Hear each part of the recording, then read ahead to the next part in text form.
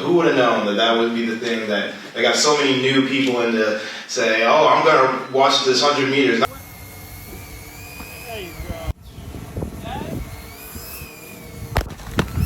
World champion of what?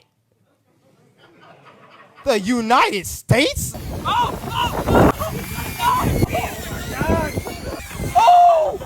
Not because I like track, because NoahLyles might pull out a new card and I want to see what card it is. You know, it's a lot of fun. Don't get me wrong. I love the U.S. at times, but that ain't the world.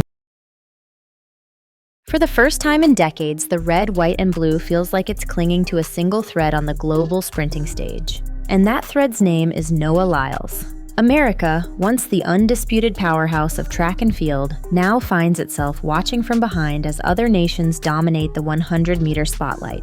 The names that once struck fear, Tyson Gay, Justin Gatlin, Maurice Greene, are long gone, and in their place is a void that only one man seems capable of filling.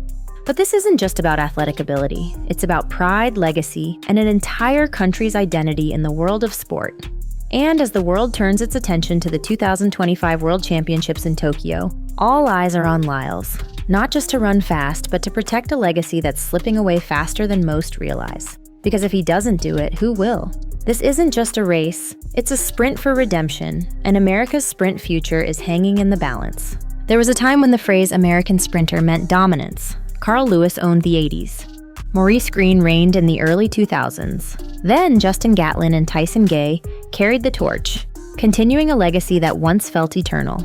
But the 100-meter gold at the Olympics? America hasn't claimed that since Gatlin in 2004, until NoahLyles ended the drought at Paris 24. Even so, on the world stage, the road has been rocky. Global rivals have risen. Jamaica's golden generation with Bolt, and now Africa with Botswanan prodigy Letsile Tebogo and South Africa's Akani Simbine. American sprinters show up at trials, but too often crumble when the lights shine brightest. The medals are scarcer, the dominance is gone, and confidence across the sport is shaky. It's not about talent anymore, it's about consistency, and that's what America has been missing. But amid the noise, NoahLyles has done what few others could.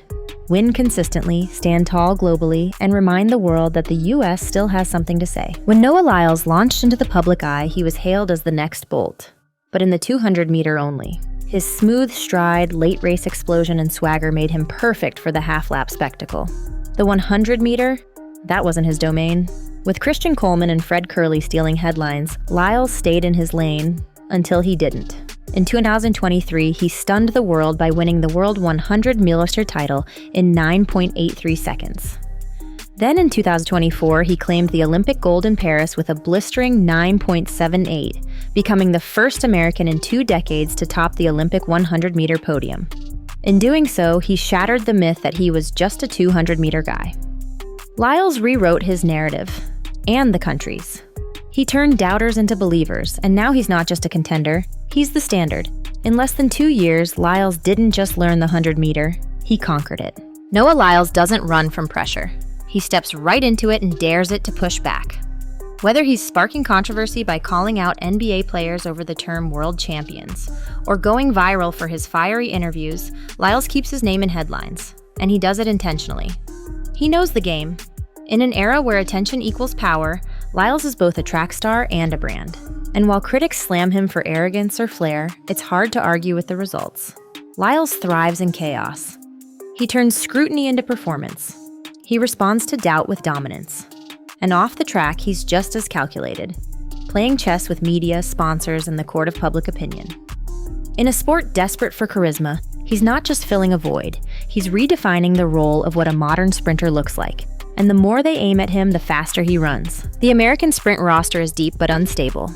Christian Coleman still owns the best start in the world, but his performances remain hit or miss. Fred Kerley dazzled in 2022, winning world gold, but injuries have haunted his 2024-2025 campaign. Kenny Bednarek recently dropped a blistering 9.86, showing he's a real threat, but lacks Lyles' global consistency. Trayvon Bromell remains fast on paper, but hasn't matched the world's best when it counts. Michael Norman, once considered a 100-meter hopeful, has faded from the sprint spotlight. The truth is, while the US has speed, it lacks a closer. Someone who consistently wins finals when the pressure peaks. NoahLyles is that closer. From Budapest to Paris, from Diamond League drama to media mayhem, he's delivered when others stumbled. He's not the only fast American, but right now he's the only reliable one. Everything now points to Tokyo. The 2025 World Championships are shaping up to be Lyles' biggest test yet, and maybe the most competitive 100-meter final in recent memory. The field is terrifying. Thompson, who clocked 9.75 at the Jamaican trials, is the new hotshot. Tebogo has been stalking Bolt's legacy with cold precision. Oblique Seville just shocked Lyles at the London Diamond League, and Kerley is still lurking despite a turbulent season. But Lyles doesn't fear the moment. He welcomes it. With wildcard entries in both the 100-meter and 200-meter, he's in prime position to make history again. Another win would cement him as the undisputed king of sprints in this era. But a loss? It wouldn't just sting. It could reset the entire trajectory of US sprinting. Lyles knows the stakes, and that makes Tokyo more than just a championship. It's a statement to the world, and possibly the final battle for US sprinting supremacy. What sets Lyles apart isn't just talent, it's everything else. He trains with purpose, races with intent, and markets himself with the precision of a Silicon Valley brand. He understands what so many athletes miss. Being fast isn't enough anymore. You have to be interesting, relatable, and strategic. Lyles is all three. He's built a global fan base by sharing his struggles with depression, ADHD, asthma, and setbacks, then flipping those narratives into triumphs. He's not afraid to cry, dance, speak out, or stir the pot. But behind the charisma is a killer instinct. His start is sharper than ever.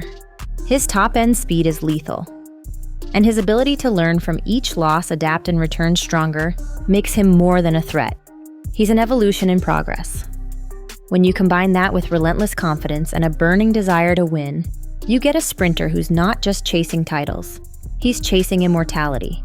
With the Tokyo World Championships looming, the stakes are sky high. And here's the brutal truth. If Lyles doesn't come through, there's no clear heir to carry the torch. His rivals may be fast, but they're either inconsistent, untested, or still finding their way. America can't afford a sprint vacuum. Not now. Not after everything Lyles has done to bring it back from the brink. He's the bridge between the past and whatever future US track and field might still have. This isn't just a test of speed, it's a test of survival. If he triumphs, the foundation gets stronger. If he falters, we're back to square one. So as Lyles steps onto that Tokyo track, remember, he's not just running 100 meters. He's running for every fan still holding on to hope that the Stars and Stripes can once again lead the sprinting world.